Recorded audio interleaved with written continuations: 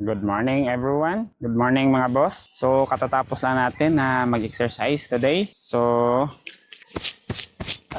rekta na tayo sa topic natin, which is biggest business mistakes that you should avoid, episode 8, because of nagpapautang ka sa iba. Last episode natin ay tungkol sa utang din. This time, ikaw yung nagpapautang. This video nga pala ay para sa mga nagninegosyo or balak pa lang na magsimula ng negosyo. So tapusin niyo po ang video na ito para malaman niyo kung ano yung posible na mga problema at solusyon kung ikaw ay magpapautang sa ibang tao. Yun nga pala, kung ngayon lang tayo nagkita, ako nga pala si Roger Silvido at ako ay may mahigit na 10 taong kabiguan, kamalasan at kapalpakan sa pagninegosyo. Pero bago ang lahat, kwento muna syempre. So guys, bago tayo mag-start sa kwento ko, ipopromote ko muna yung business ko ngayon, which is Blue Arm Computers. We are selling brand new laptops, desktops from gaming, for freelancing, for multitasking, for business use, mga commercial laptops, lahat po meron tayo. And then aside from that, syempre meron tayong mga printers, ganun. Pero yung business namin, nakafocus talaga kami sa mga laptops. Almost all of the variants and SKU or models ng laptops, meron po tayo. So, pwede kayong mag-message sa page namin or pwede kayong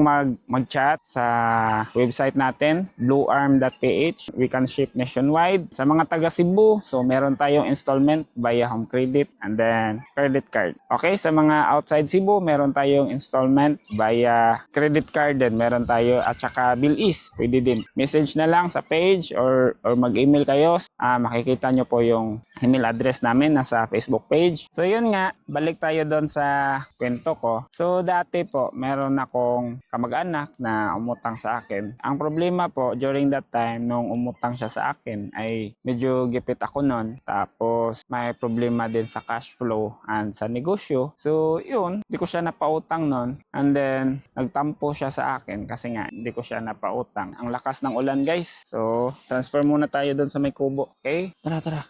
Let's go. Ang lakas ng ulan. Ang lakas ng ulan guys. Yun, naririnig nyo ba? Yun pakita ko Yun, ang lakas. Tara. Okay, dito tayo sa may kubo. Muna. Oops. Ang lakas guys, ang lakas ng ulan guys. Continue po tayo. So, 'di ba, meron akong kamag-anak na meram sa akin. Sakto rin kasi during that time medyo gipit ako sa business. Medyo may problem kami sa cash flow and then palagi yan sa pagninegosyo. Palagi talaga tayong gipit, palagi tayong kulang, palagi tayong parang hindi siya enough yung kapital natin. Yun, kaya nga hindi ko siya napautang. So parang nagtampo siya sa akin. Pero on the later part naman, nagkausap kami and then explain ko sa kanya. So parang naintindihan niya rin yung sitwasyon ko. Ito na ang biggest business mistakes that you should avoid. Episode 8, ang dahil sa ikaw ay nagpapautang. Yes, tama po yan. So, in doing business po, hindi siya maganda. Nagpapautang tayo sa pamilya, sa ating relatives, sa mga kaibigan. Mas maganda if you are doing business. Mas maganda po na cash lahat para po mas madali mong maparuling, mas mapadali mong mapaikot yung pera palalo para lumaki yung kapital mo. Now, merong pagkakataon talaga na parang sinusubok tayo na syempre hindi pa malaki yung business natin, wala pa tayong gaanong nalikom. Meron talaga mga instances na like yung parents mo, yung family mo, manghihiram sa'yo. So, syempre, you have to consider yourself first. You have to evaluate first your business. Kaya mo ba talagang magpahiram? Depende yan sa'yo. Pero, in this vlog, stay. Come here. Wait Ayun. Pero, in today's vlog, di ko talaga siya inirekomenda na magpautang kayo sa inyong pamilya, sa inyong friends. Saka na lang kung meron ka ng extra. Or, kung meron kang extra dyan, ibigay mo na lang. Okay? So, tapusin niyo po yung video na to para malaman niyo bakit huwag kang magpautang. Okay? So, meron pong mga rason dyan. Meron pong mga malalim na rason bakit hindi ko siya nirekomenda sa inyo.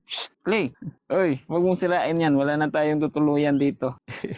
So, unang-una po is cash flow problem. kung hindi pa stable yung business mo. Ikaw rin mismo as entrepreneur, kung hindi ka pa stable, mas maigi na ibuhos mo lahat ng pera mo, ng kapital mo, ng income sa business mo mismo. Kasi kung magpapahiram ka pa, tapos hindi pa stable yung business mo, tapos marami ka pang babayarin, marami ka pang utang sa suppliers mo, meron ka ring mga utang na binabayaran. So yun, magkakaproblema ka talaga sa cash flow. So, pangalawa is business growth. Yun nga, since na maliit pa yung business mo, hindi pa siya stable, kung ipahiram mo kasi yung pera ng business mo sa ibang tao, syempre, instead na ibuhos mo yan sa pagpapalaki ng business mo, hindi ka na ngayon makagalaw kasi yung capital mo andun sa ibang tao eh. So yun, parang mapipigilan yung paglaki ng iyong negosyo. So number 3 is opportunity lost. So yan, nasabi ko rin yan sa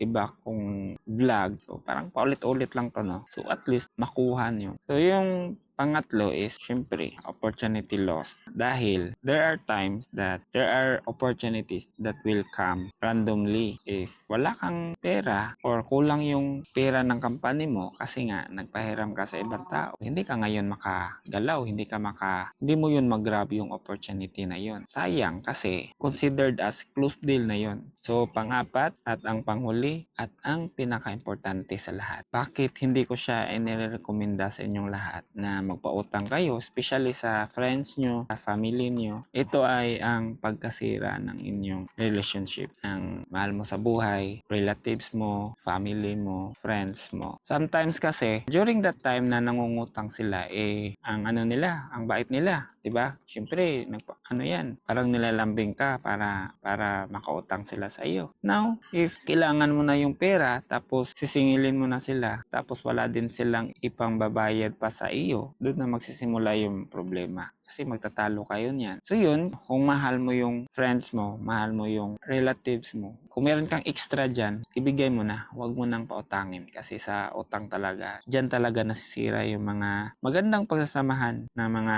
kaibigan. Hindi natin yan makontrol kasi depende yan sa tao eh. Hindi ko sinasabi lahat. Meron din mga tao talaga na responsable sa mga utang nila na kahit na anong mangyari nagbabayad talaga. Pero there are instances na gipit din talaga sila. So ang na lang talaga dyan, ang solusyon na lang dyan, huwag ka na lang magpautang. Kung meron kang extra na pera dyan, ibigay mo na lang. Huwag mo na lang isipin na babayaran ka pa para hindi na masira yung relationship nyo. Kung nagustuhan nyo po yung mga ganitong klaseng content, sana mag-like kayo, mag-comment kayo sa baba, or i-share nyo po sa inyong mga relatives and family. At saka if meron kayong mga kailangan na upgrade sa laptop nyo or sa mga computers nyo, please mag-message kayo sa akin directly or sa page namin. Meron po tayong admin dyan na kakausap sa inyo or sa website natin. So, sinasabi ko po ito sa inyo ngayon, mga boss, kasi naniniwala ako na ang pangungutang talaga ay meron siyang nakaakibat na responsibilidad. Responsibilidad na magbayad ka, responsibilidad na mag-update ka. Kunwari yung inutangan mo isang negosyante, nakataya po dyan yung future ng business niya. Nakataya po dyan yung sahod ng mga tao niya. Nakataya po dyan ang kapital niya. Sana, kung mangutang kayo, bayaran nyo naman. Okay? Huwag nyo nang antayin na singilin pa kayo. Nakakahiya naman yun, di ba? Be responsible if mangungutang ka sa ibang tao. Kahit na sino, kahit na hindi siya negosyante, be responsible. Kasi ang kalaban natin dyan ay yung pagkasira ng inyong relasyon sa iyong kaibigan o sa iyong pamilya. Diyan po nakasalalay lahat ng kanilang pinaghirapan. Kaya sila nagre-react or kaya sila nagagalit kung hindi ka makabayad sa pizza na inyong napag-usapan. Huwag nyo po sanang itaya ang inyong pagkakaibigan. So, yun lang po muna mga boss. And always remember to always work smarter, not just harder. Takits mga boss! Bye-bye!